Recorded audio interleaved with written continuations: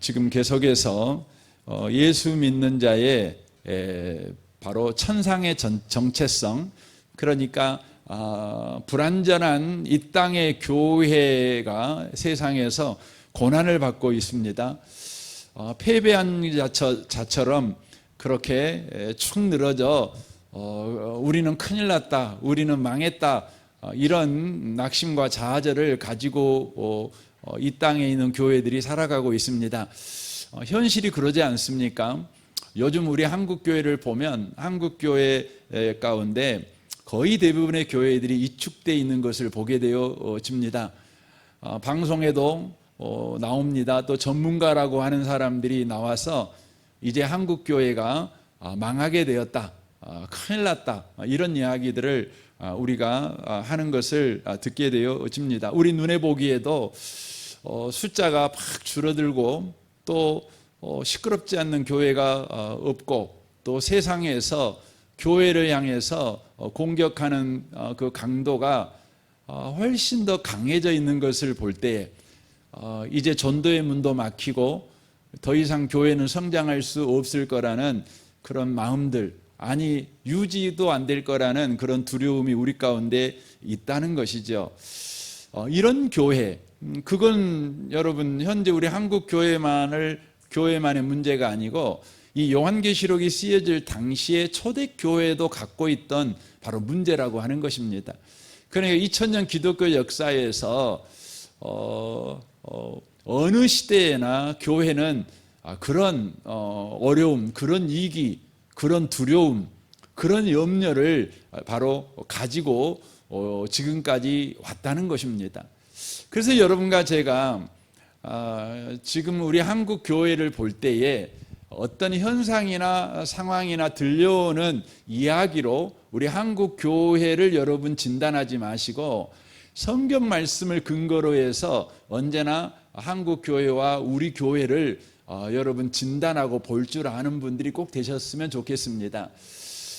저는 한국 교회를 이렇게 말을 할 때 여러 가지 이야기를 하는 걸 보면서 저에게 기회가 주어진다면 성경을 가지고 한국 교회의 현실을 보고 한국 교회가 어디에 소망을 두어야 되는가, 이 부분을 또 성경을 통해서 찾아야 된다고 꼭 말해보고 싶다, 이런 생각이 늘 있습니다.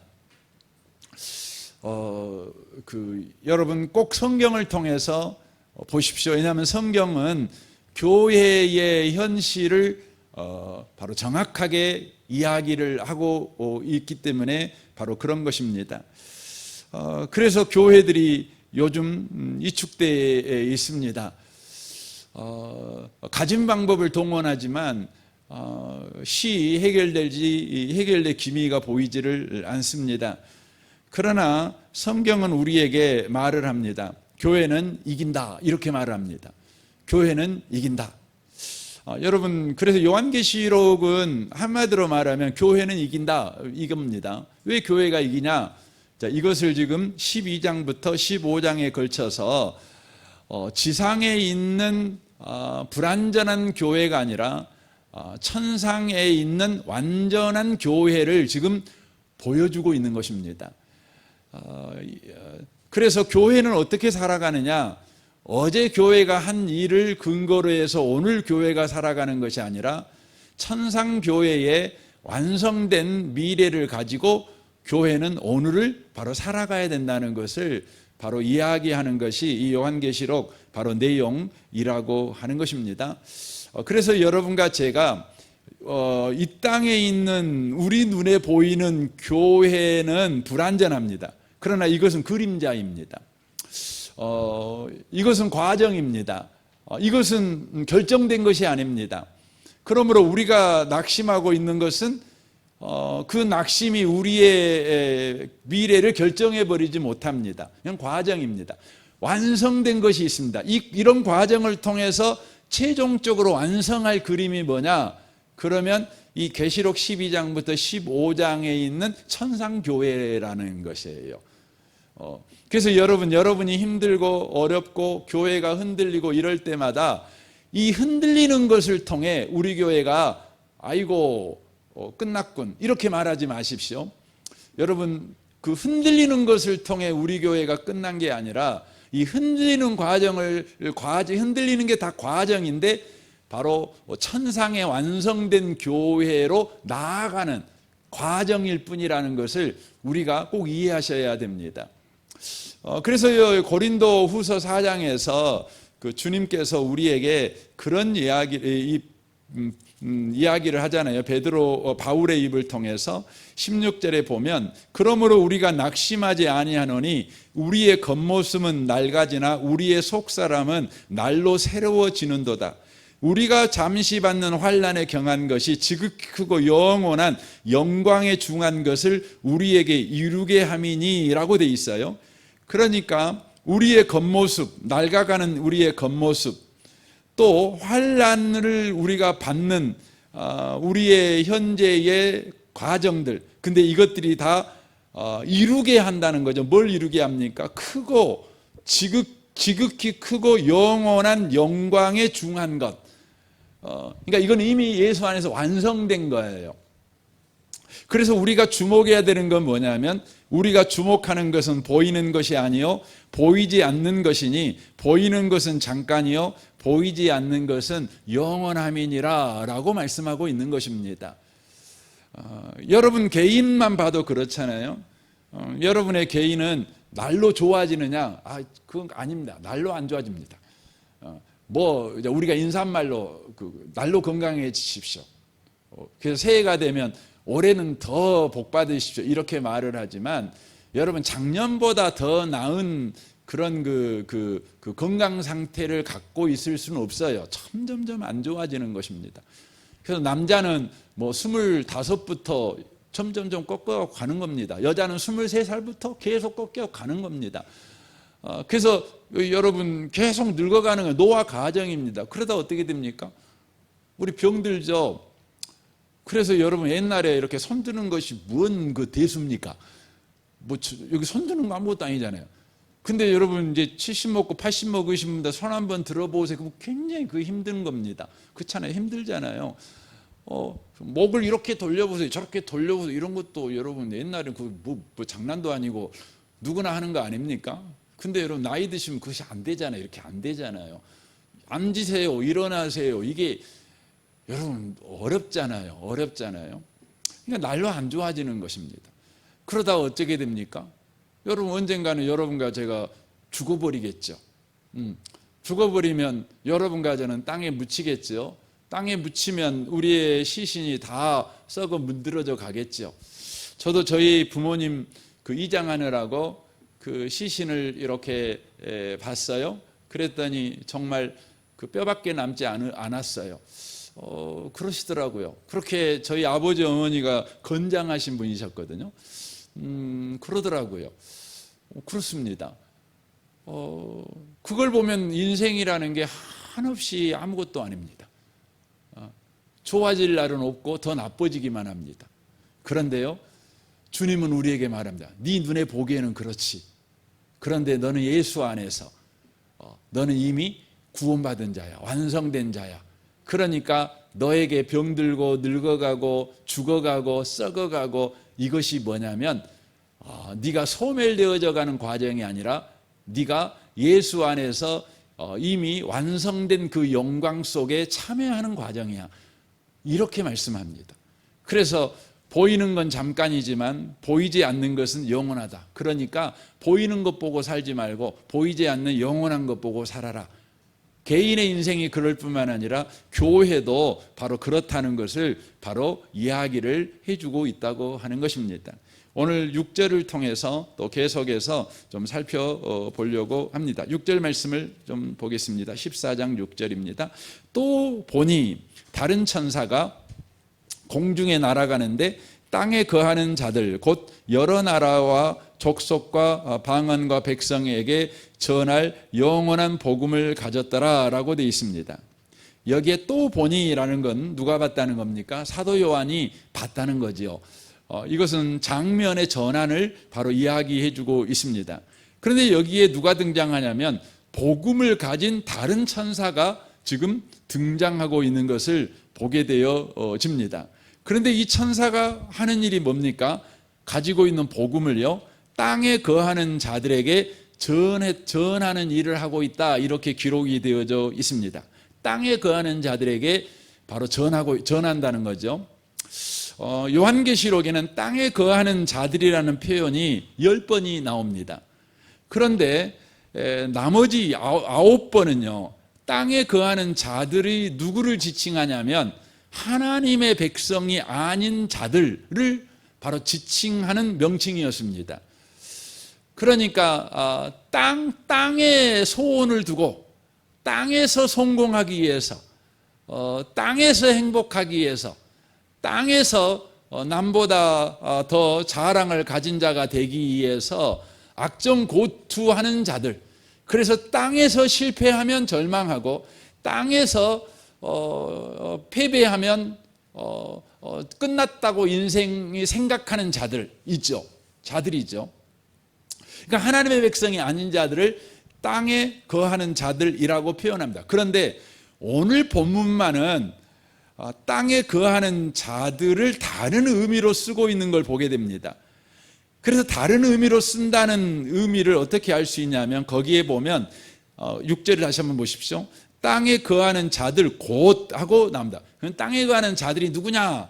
이 본문에서는 땅에 거하는 자들이 여러 나라와 족속과 방언과 백성 이렇게 되어 있습니다.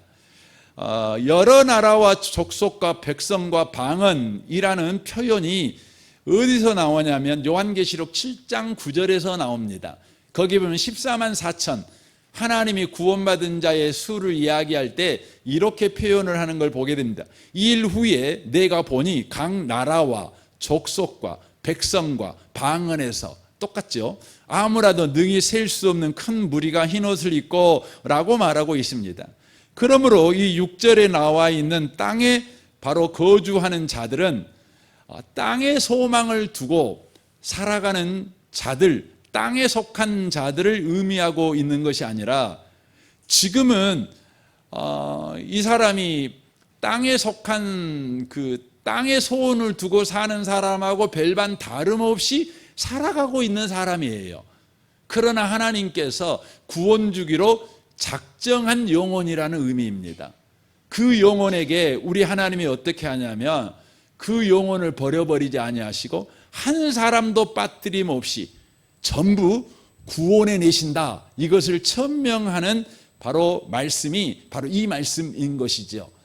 그러니까 우리가 딱 볼 때 우리 남편을 딱 봐요. 또 우리 아내를 봐요. 우리 자식을 봐요. 쟤네들은 도무지 예수 믿을 가능성이 없어. 우리가 생각할 때 그럴 수 있지 않습니까? 그 예수님에 대해서 전혀 관심 없고 오로지 그냥 젊은 애들은 뭐 클럽 가는 데 관심 있고 뭐 패션에만 관심 있고 뭐 코골이 귀골이 하는 데만 관심 갖고 살고 성경 한 절 읽을 줄도 모르고 뭐 기도할 줄도 모르고 맨날 그 땅의 것만 구하고 살아가는 애들이 있어요. 그런데 우리는 모르는데 하나님께서 그를 구원하기로 작정하셨어요. 그러면 그가 아무리 바로 땅의 소망을 가지고 땅에 마음을 두고 사는 자라고 할지라도 하나님께서요 반드시 그 사람을 예수 믿게 만들어 버리시겠다. 지금 이 말씀을 바로 이 본문에서 하고 있다고 하는 것입니다. 그러니까 이것을 교회적으로 말씀을 드린다면 하나님이 선택한 교회, 하나님의 교회는 하나님이 반드시 바로 거룩한 교회로 세워가시겠다. 지금 이것을 바로 천명하시는 바로 말씀이다. 이렇게 말씀을 드릴 수가 있습니다. 그런데 여기 7절에 보면 이 복음을 든 천사가 땅에 바로 거주하는 자들에게 복음을 전하는데 어떤 복음을 전하냐면 우리 7절을 한번 보겠습니다. 그가 큰 음성으로 이르되 하나님을 두려워하며 그에게 영광을 돌리라. 이는 그의 심판의 시간이 이르렀으니라고 말하고 있습니다. 그러니까 이 천사가 복음을 전하는데 여러분 복음이라는 말 자체가 여러분 기쁜 소식, 복된 소식이라는 의미가 아니겠습니까? 그런데 이 천사가 전하는 복음이 뭐냐면 심판이라는 말입니다. 심판의 시간이 가까웠다. 이 복음을 바로 전한다는 것이죠. 그래서 지금은 비록 땅에 속한 땅에 거주하는 자들이지만, 땅의 소원을 가지고 사는 자들이지만, 마침내 그가 바로 하나님의 구원받은 수에 포함되는 자가 되게 하신다, 이렇게 말씀하고 있습니다. 저는 목사로서 이런 부분들을 자주 봅니다. 뭐냐면 평생, 70평생 혹은 80평생 세상에 소원을 두고 사신 분이셔요.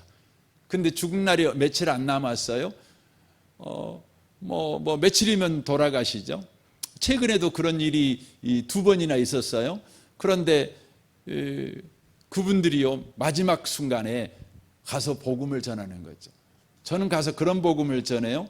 이제 죽는다고 말씀드려요. 그런데 죽으면 지옥이 있죠. 천국이 있죠. 그러나 예수 믿는 자들에게는 천국이 기다린다는 부분에 대해서 말씀을 드려요. 물론 예수 안 믿는 사람은 지옥 간다는 것에 대해서 말씀을 드리죠. 이제 때가 왔다는 것이죠. 더 이상 이제 천국에 갈 기회가 없어진다는 것입니다. 여러분, 살아있다는 것은 기회입니다. 여러분이 아무리 힘들고 아무리 곡소리 나는 현실을 살고 있을지라도 여러분이 살아있다는 것은 바로 천국에 들어갈 바로 기회입니다. 여러분, 죽어버리면 아무리 그가 화려한 무덤 속에 들어가 있는 자라고 할지라도 그 자는 기회를 상실해버린 자입니다. 상실해버린 자입니다. 그래서 여러분, 예수 믿지 않고 죽어버린 사람은 다 망해버린 사람이에요. 그러나 여러분, 살아있을 때에 예수를 내 주 내 하나님으로 믿죠. 그리고는요, 예수를 그렇게 믿고요, 한 번도 교회 와본 적도 없고, 그리고는 며칠 있다가 그냥 돌아가셔요. 천국 가셔요. 우리들의 눈에는요, 어떻게 저렇게가 구원받냐, 이런 그 의구심이 듭니다. 또 그 모태신앙, 태어날 때부터 교회를 다니지 않으면 안 되는 운명을 가지고 태어난 사람들, 그래서 평생 주일예배, 주일날 다른 데 놀러도 못 가고 그렇게 힘들게 교회 다니신 분들은요, 때때로 그런 분들 보면 속상해요. 나는 평생 그렇게 교회 다녔는데 갈 때 못 가고 그랬는데 저 사람들은 진짜 쉽다. 어떻게 죽기 이틀 전에 예수 믿어갖고 천국 가버리냐. 그래서 그 부분에 대해서 좀 그렇죠. 갔을까 진짜, 이런 생각이 들잖아요. 그런데 성경은 말합니다. 갔다 그럽니다. 혹시 여러분 모태신앙이어가지고 그것 때문에 좀 그 속상하신 분들도 하나님의 말씀이 그러니 아멘하고 받으시기 바랍니다. 그렇다는 것이죠. 그래서 심판날을 선포하는 것, 이것이 바로 복음이다, 이렇게 말씀을 하고 있다고 하는 것이죠. 왜 여러분 심판날을 선포하는 것이 여러분 복음일까요? 여러분, 심판날은요, 어떤 사람들에게는 영벌에 들어가는 저주의 날이 될 것입니다. 그러나 어떤 사람에게는요, 영생에 들어가는 축제의 날, 잔칫날, 복된 날이 될 것입니다. 그러므로 여러분, 심판의 날은 예수 믿지 않는 자들에게는 영벌에 들어가는 저주의 날, 초상날이 되겠죠. 하지만 예수 믿는 자들에게는 또 주님이 구원을 주기로 작정된 영혼들은요, 그때에 바로 구원의 때라는 것을 바로 그들이 알아가는 은혜가 임하게 됩니다. 그래서 그들이 바로 구원 가운데 들어가죠. 영생 가운데 참여하게 되는 것이죠. 그래서 예수님께서 이 땅에 오셨을 때 이렇게 선포합니다. 이때부터 예수께서 비로소 전파 이르시되 회개하라, 천국이 가까이 왔느니라 라고 선포를 하고 있는 것을 보게 되어집니다. 바로 심판을 소개하고 있는 거죠. 기회다. 지금이 기회다. 기회가 왔으니 잡아라. 지금 이렇게 이야기합니다. 지금 기회를 놓치면 기회가 영원히 바로 상실된다. 이렇게 지금 이야기하고 있는 것이죠. 그래서 오늘 본문에 있는 이 복음을 가진 천사가 전하는 복음이 바로 심판에 관한 복음이라는 것을 우리가 알게 된다고 하는 것이죠. 이것이 여러분 그 세상에 속해 있었던 사람이 정신을 바로 차려서 회개하고 주님 앞에 돌아오는 복음이 된다는 것이죠. 우리가 창세기에 보면 에녹이라는 사람이 등장하고 있습니다. 에녹은 65세 때부터 300년 동안 하나님과 동행하는 삶을 살아갑니다. 그리고 365살에 그가 죽음을 보지 않고 하나님에게 의하여서 하늘로 옮겨진 복을 그가 받게 되어지죠. 그것은 참 놀랍죠. 이 말은 그가 65세 되기 전까지는 하나님과 동행하는 삶을 살지 않았다는 것을 의미하는 것입니다. 그러나 65살에 어떤 일이 있었습니다. 그리고 그 일이 있는 다음부터 300년 동안 하나님과 동행하며 살았습니다. 그럼 65살에 있었던 일이 뭐죠? 바로 그가 아이를 하나 낳습니다. 그리고는 하나님께서 그 아이의 이름을 뭐라고 짓게 만드냐면 무두셀라라고 이름을 짓게 만듭니다. 이 무두셀라라는 뜻이 뭐냐면 그가 죽으면 심판이 온다는 말입니다. 이게 창끝이라는 의미를 가지고 있거든요. 그러니까 무두셀라가 죽으면 심판이 온다. 하나님께서 아이를 낳을 때에 이 아이의 이름을 어떻게 지을까? 우리도 그러잖아요. 하나님, 이번에 하나님이 아들을 주셨는데 하나님 이 아이를 이름을 어떻게 지을까요? 아마 여러분 많이 하나님 앞에 묻기도 하고 고민도 해봤을 것 같아요. 아마 에녹도 그랬던 것 같습니다. 그때 하나님께서 그에게 계시로 말씀하신 것이죠. 뭐라고요? 이 아이가 죽으면 심판이 온다. 그래서 그 이름을 무두셀라라고 짓게 된 것입니다. 그래서 여러분 노아 홍수가 언제 와요? 노아 홍수가 바로 무두셀라가 죽는 해에 노아 홍수가 시작됩니다. 참 기가 막히죠. 무두셀라가 가장 오랫동안 살잖아요. 저는 그 성경을 읽으면서 은혜가 돼요. 왜냐하면 왜 하나님께서 무두셀라를 가장 오래 살게 했을까? 그 말은 하나님께서 히브리서에 말씀하고 있는 것처럼 심판하기 싫어요. 한 명이라도 더 구원하고 싶어요. 하나님께서 조금만 더 늦추자. 누가 회개할란가 모르겠다. 저 사람이 오늘은 그냥 개차반같이 살지만 오늘 저녁에 제가 회개할 줄 모르니 내가 내일 심판해야지. 내일이 되니까 또 하나님이 아이고 하루 더 늦추자. 하루 더 늦추자. 그러다 보니까 여러분 이렇게 960년이 흘러간 거예요. 저는 그렇게 봅니다.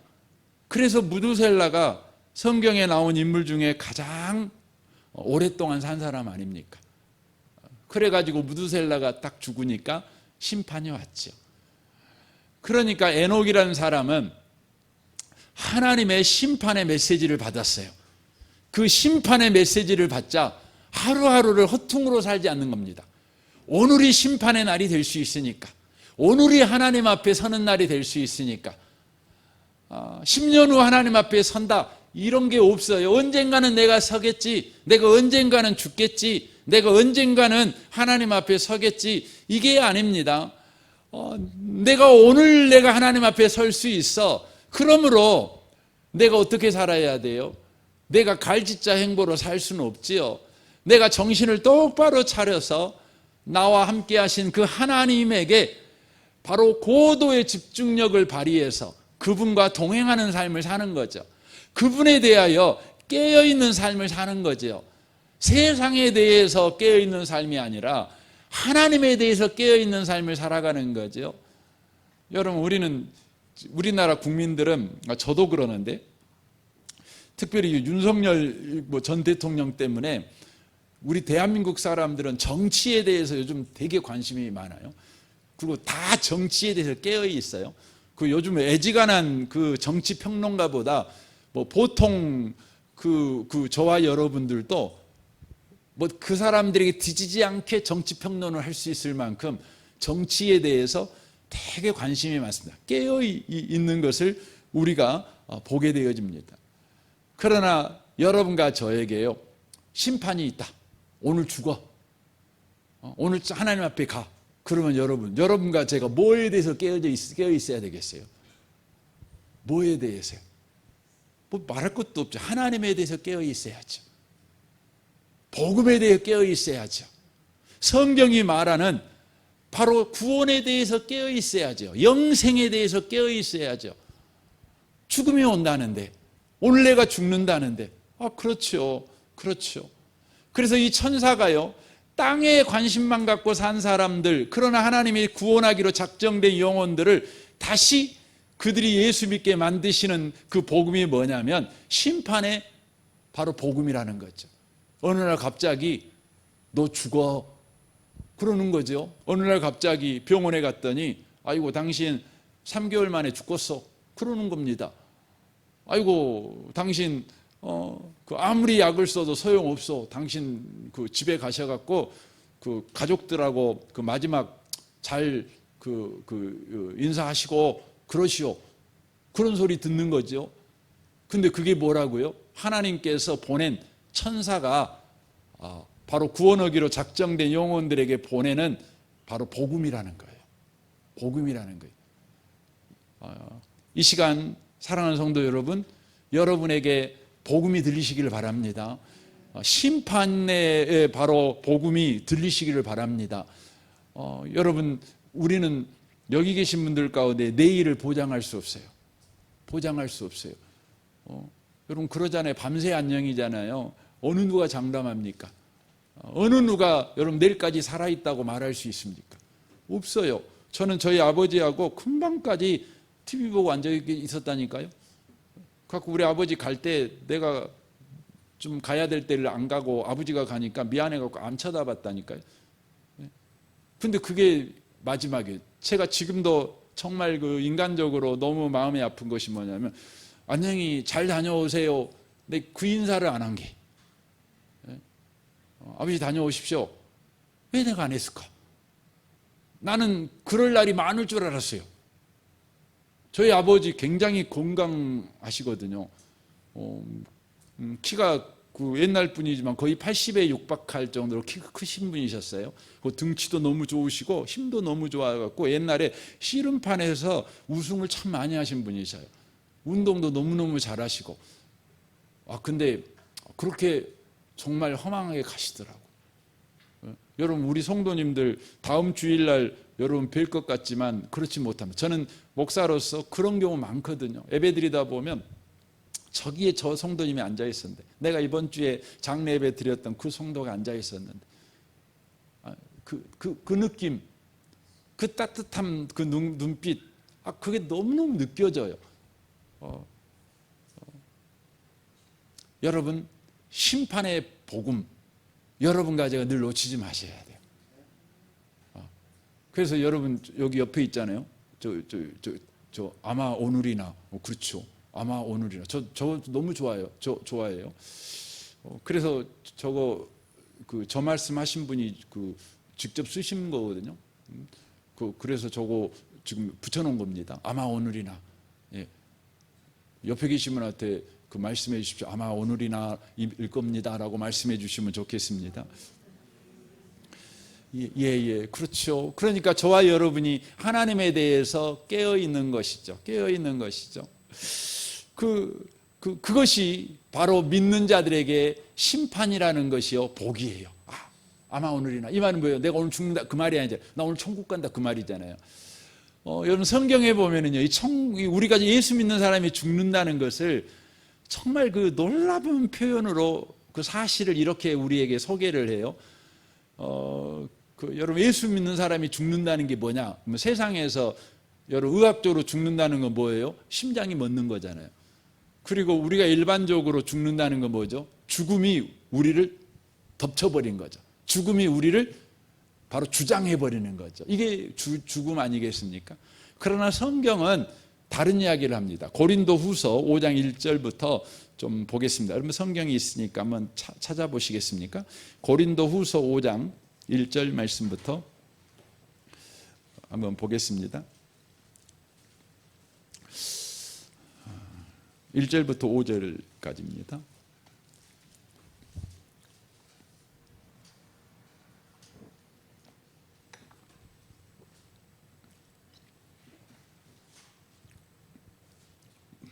(1절부터 5절입니다) 같이 한번 읽겠습니다. 만일 땅에 있는 우리 장막집이 무너지면 하나님께서 지으신 집 곧 손으로 지은 것이 아니요 하늘에 있는 영원한 집이 우리에게 있는 줄 아느니라. 참으로 우리가 여기 있어 탄식하며 하늘로부터 오는 우리 처소로 덧입기를 간절히 사모하노라. 이렇게 입음은 우리가 벗은 자로서 발견되지 않으려 함이라. 참으로 이 장막에 있는 우리가 짐진 것 같이 탄식하는 것을 벗고자 함이 아니요 오히려 덧입고자 함이니 죽을 것이 생명에 삼킨 바 되게 하려 함이라. 곧 이것을 우리에게 이루게 하시고 보증으로 성령을 우리에게 주신 이는 하나님이시니라 라고 말합니다. 여기 보면은 계속해서 반복해서 말하고 있는 게 뭐냐면 덧입는다 이렇게 표현합니다. 또 입는다 이렇게 표현을 하고 있고, 이것을 표현 자체를 삼킨 바 된다 이렇게 표현을 하고 있습니다.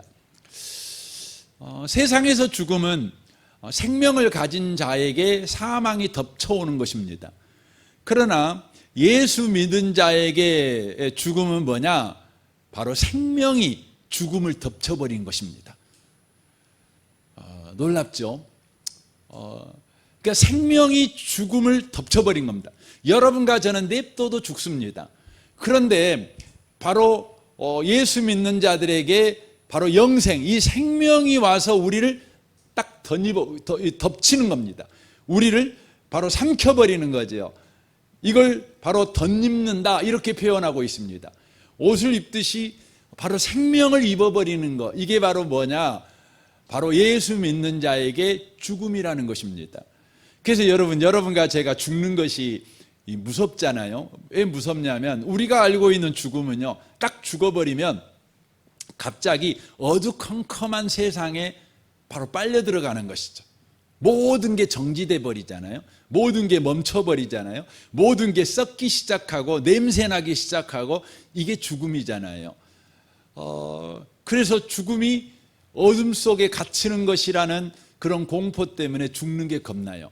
그런데요, 여러분, 안 믿는 자에게 죽음은 지옥이 덮어버리는 거예요. 그러니 그런 일이 일어나겠죠. 그러나 예수 믿는 자에게 죽음은 뭐냐면, 여러분과 제가 딱 죽는다, 그게 뭐예요? 천국이 나를 딱 덮어요. 천국이 나를 찾아오는 거죠. 이것을 요한복음 14장에서는 뭐라고 표현했냐면, 예수님이 나를 찾아오는 것이 예수 믿는 자의 죽음이라고 표현하고 있어요. 여러분, 기가 막히잖아요. 우리는 늘 아멘 예수여 오시옵소서, 마라나타 마라나타 그러잖아요. 그런데 여러분과 저는 정작 죽기는 싫어하잖아요. 그건 굉장히 이율배반적인 사고입니다. 여러분, 예수 믿는 자에게 죽음은 뭐예요? 마라나타예요. 아멘 주 예수여 오시옵소서 구했던 그것이 바로 응답되는 날이에요. 그러니까 예수가 나를 바로 찾아오시는 것, 예수의 부활 생명이, 영생이 나를 바로 덮어버리는 것, 이게 바로 믿는 자의 바로 죽음이다. 이것이 바로 예수 믿는 자의 현실이며 예수 믿는 자에게 일어나는 바로 구원이다. 이것을 바로 이야기를 하고 있다고 하는 것이죠. 그래서 천사가 계속해서 말합니다. 7절 한번 보십시오. 요한계시록 14장 7절입니다. 그가 큰 음성으로 이르되 하나님을 두려워하며 그에게 영광을 돌리라. 이는 심판의 시간이 이르렀음이니라. 하늘과 땅과 바다와 그 물들의 근원을 만드신 이를 경배하라 하더라 라고 돼 있어요. 그러니까 이 말은 너에게 심판날이 온다. 그런데 그 심판날이 너에게는 바로 사망이 너를 덮쳐버린 날이 아니라, 지옥이 너를 덮쳐버린 날이 아니라 천국이 너를 덮쳐버린 날이고, 예수가 너를 마중 나온 날이기 까닭에 바로 하나님께 영광을 돌려라, 그렇게 말하는 것입니다. 그리고 너희들의 삶을, 현실의 삶을 바로 하나님을 경외하며 살아가라, 이렇게 말하고 있는 것이죠. 이렇게 말하고 있는 것입니다. 여러분과 제가 이렇게 죽어가지요. 그러니까 심판의 바로 복음이 이미 선포됐습니다. 우리는 죽죠. 여러분, 제가 여러분한테 심판의 복음을 전하는데 여기 있는 사람들 중에 한 분도 여러분 예외 없이 제가 말하는 이 심판의 복음은 그대로 성취될 것입니다. 그게 뭐냐면 여러분은 다 죽습니다. 다 죽습니다. 그렇죠. 그래서 우리는 죽음을 향해 가고 있는 거죠. 그러니까 예수 안 믿는 사람은 이 심판의 복음을 들었을 때 자기에게 덮쳐올 이 지옥, 미지의 세계, 또 불확실성, 이것 때문에 겁이 나는 겁니다. 그러니까 답이 없어요. 그래서 세상 사람들은 취하는 방식이 뭐죠? 안 죽으려고 하는 겁니다. 더 안 죽는 방법을 취하는 겁니다. 그리고 또 하나의 방법이 뭐죠? 죽음을 외면하는 것이에요. 죽음을 싫어해요. 그래서 사자도 싫어하고, 옛날에 제가 살던 동네에 바로 기독교 공동묘지가 바로 있었어요. 그래서 이렇게 장의차가 들어와야 돼요. 동네 사람들이 싫어해요. 동네 사람들이 죽음을 멀리하는 거죠. 그러니까 죽음이 없는 세상을 만들려고 몸부림칠 뿐만 아니라 죽음을 잊어먹고 죽음을 외면하는 삶을 통해서 심판의 복음을 들으려고 하지 않아요. 근데 믿는 자들에게 심판의 복음은 구원이라는 거죠. 주님을 만나는 거라는 것이죠. 그러므로 우리가 나날이 죽어가고 있는 현실을 살아갈 때 우리는 어떻게 살아가야 되느냐? 바로 나에게 그 은혜로 그 천국을 주실 그 주님을 내가 기뻐하면서, 그 주님을 경배하면서, 그 주님에게 영광을 돌리면서 남은 인생을 살아가는 것이 마땅하다. 이게 천사가 지금 예치고 있는 바로 이야기라고 하는 것입니다. 시간이 많이 갔지만 8절 정도 하겠습니다. 또 다른 천사가 곧 둘째가 그 뒤를 따라 말하되 무너졌도다 무너졌도다 큰 성 바벨론이며 모든 나라에게 그의 음행으로 말미암아 진노의 포도주를 먹이던 자로다라고 돼 있어요. 두 번째 다른 천사가 나와가지고 그 선언을 하는 거죠. 그 선언 내용이 뭡니까? 바벨론이 무너졌다는 것이죠. 바벨론은 뭘 상징합니까? 이 세상을 상징합니다. 더 나아가서 이 세상에서 이 세상의 마음을 두고 바로 살아가게 만드는 모든 악의 세력을 총칭하는 것이 바로 바벨론입니다. 현실적으로 저와 여러분이 힘들게 세상살이를 하는 이유는 이 바벨론의 세력 때문에 그러는 것이죠. 교회가 고난받고 힘들고 살아가는 것은 이들 때문에 그런 것이죠. 그런데 지금 이 본문에서 뭐라고 말하냐면 그 바벨론이 무너졌도다 무너졌도다 이렇게 지금 이야기를 하고 있습니다. 근데 이 무너졌다라는 이 시제가 과거 부정과거 시제라는 것을 씁니다. 헬라어에서 부정과거 시제는요 두 가지 경우에 씁니다. 하나는 과거에 이미 일어난 사건을 말할 때 부정과거 시제를 씁니다. 또 하나는 미래에 반드시 일어날 사건을 기록할 때 또 부정과거 바로 시제를 씁니다. 그러니까 여기에 두 번 쓰죠. 무너졌도다 무너졌도다 이렇게 쓰는 것은 바벨론이라는 이 악의 세력, 이 세력은 이미 과거에 한번 무너졌던 세력입니다.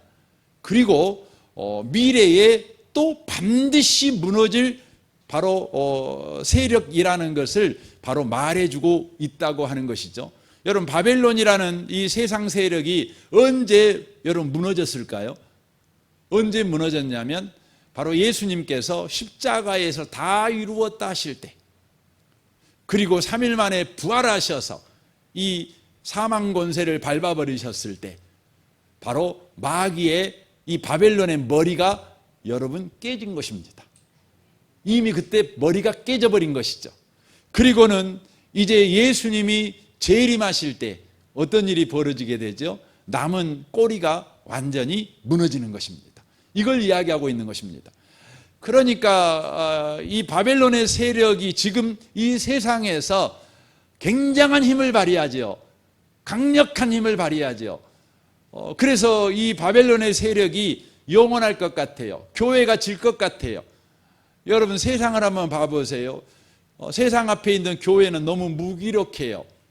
여러분 악인 앞에 있는 그리스도인들은 너무나 무기력하게 보여요.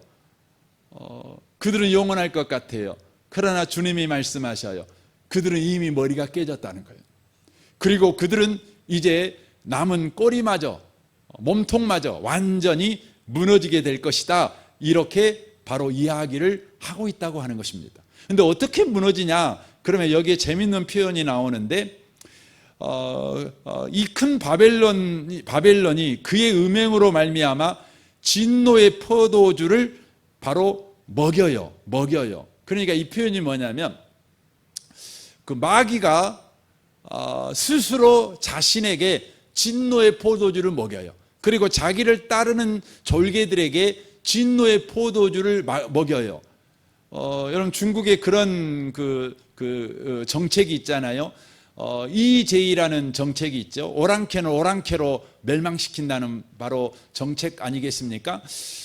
그와 마찬가지로 지금 여기서 이야기하는 게 뭐냐면 마귀가 악한 무리들을 자기들이 그냥 멸망시켜요. 악한 무리들을 자기들이 진노의 포도주를 마시게 해서 멸망시켜 버리게 만든다. 이렇게 바로 말하고 있는 것이죠. 역사가 이걸 증명합니다. 여러분 악인은 누구에 의해서 멸망합니까? 악한 자에 의해서 멸망해요. 반드시 그렇습니다. 악인은 악한 자에 의해서 멸망당합니다. 참 신비합니다. 그래서 주님께서는 로마서 12장에서 우리에게 뭐라고 말하냐면 선으로 악을 이겨라 이렇게 말을 합니다. 그러니까 악한 자들과 싸워서 이기려고 하지 말고 너는 그냥 악한 자들은 악한 짓 하도록 내버려 두고 너는 선한 일을 하라고 부르심 받았으니 선한 일에 진력해 이렇게 요구하고 있는 겁니다. 왜냐하면 악한 자들은 내버려둬도 악한 자들 스스로 망하게 돼 있어요. 그러니까 예수 믿는 사람들은요 마귀하고 싸울 필요도 없다는 거예요. 예수 믿는 사람들은 바로 믿는 자로서 하나님과 동행하는 삶에 더 많은 바로 관심을 가지고 진력하는, 선을 이루는 데 진력하는. 그래서 악한 것이 있으면 악한 것을 고쳐버리려고 하는 일에 신경 쓰지 말고 악한 것은 악한 것이 망하게 만들 거니까 내버려 두고 너는 네가 할 일을 해라는 거예요. 그걸 이야기하는 겁니다. 그러니까 여러분 선으로 악을 이기라는 말은 선 갖고 악을 이겨라 이 말이 아니고 악이 악한 일을 할 때 내버려 두고 너는 선한 일에만 진력해 이 말이에요. 그러니까 우리에게 지금 그것을 바로 가르쳐주고 있다고 하는 것입니다. 그래서 교회의 현실은요 지금 악한 자들이 이기는 것 같은 그런 현실을 우리가 살아가고 있지만 교회가 해야 될 일은 악한 자는 바로 자기들끼리 망할 거니까 내버려 두고 교회가 마땅히 해야 될 일에 바로 진력해서 해야 된다는 거죠. 뭐 교회가 해야 될 일이 뭐가 있겠어요? 마땅히 하나님께 하나님의 영광을 위해서 우리가 사는 것 아니겠습니까? 계속해서 하나님이 우리의 인생에 드러나는 삶을 우리가 살아가는 것, 거기에 바로 진력해야 된다고 하는 것입니다. 오늘은 여기까지만 좀 하겠습니다. 결론적으로 말씀을 드리겠습니다. 여러분 주님께서 구원하기로 작정된 영혼들은 반드시 구원합니다. 그 방식은 심판의 바로 복음이라고 하는 것입니다. 안 믿는 자들에게는 심판의 날이 바로 지옥이 그를 덮치는 날이겠지만 믿는 자들에게는 천국이 우리에게 임하는 날, 덧입는 날, 바로 생명이 사망을 삼키는 날인 것을 우리가 놓치시지 마시기를 바랍니다. 우리가 이 땅에서 고난 가운데 있지만 우리에게 고난을 주고 있는 것 같은 사단은 이미 예수께서 십자가에서 그 머리를 깨버렸고 그들은 마침내 바로 그의 꼬리까지 그의 남은 힘까지 완전히 무너지게 될 것입니다. 그러므로 우리는 마귀에게 신경 쓰는 바로 삶을 너무나 살아가지 말고 도리어 하나님에게 신경 쓰는 거죠. 선을 이루는 일에 더 집중력을 발휘해서 살아가는 우리가 돼야 된다는 것이 오늘 본문의 말씀입니다. 이 은혜가 저와 여러분에게 임하시기를 주님의 이름으로 축원합니다. 아멘. 우리 같이 이 시간 기도하겠습니다.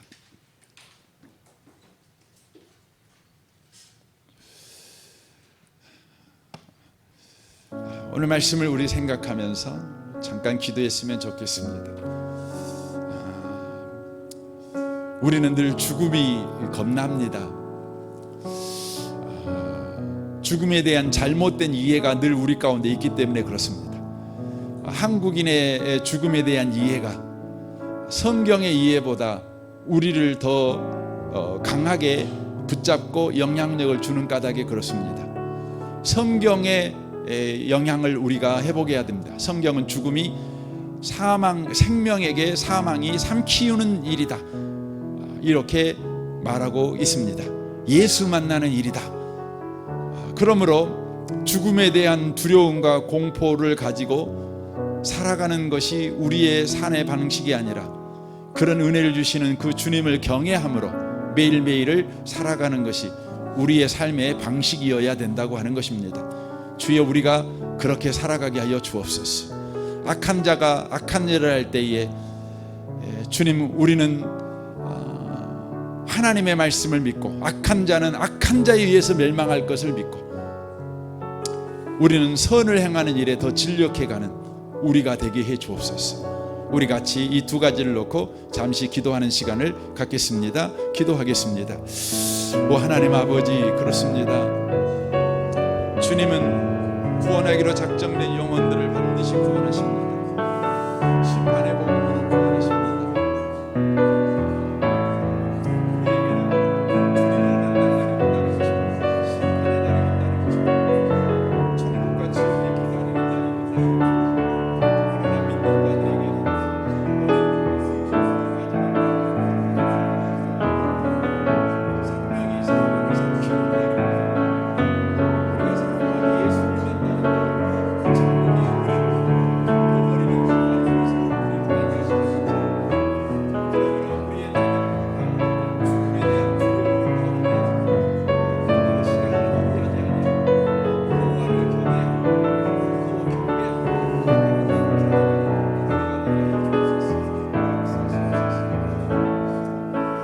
하나님 아버지, 감사합니다.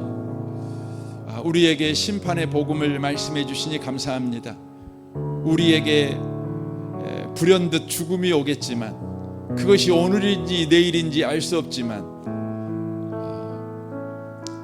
그리고 우리는 내일까지 살 것이라고 장담할 수 없지만, 이 심판의 복음을 통해 우리가 아는 것은 우리에게 당장 죽음이 오더라도 그것은 사망이 생명을 삼키는 바로 일이거나 지옥이 우리를 덮쳐버리는 일이 아니라 도리어 생명이 사망을 삼키는 일이며, 우리가 그렇게 사모하던 예수가 우리를 마중 나오는 일이며 천국이 우리를 덮어버리는 일인 것을 알게 하셔서 감사합니다.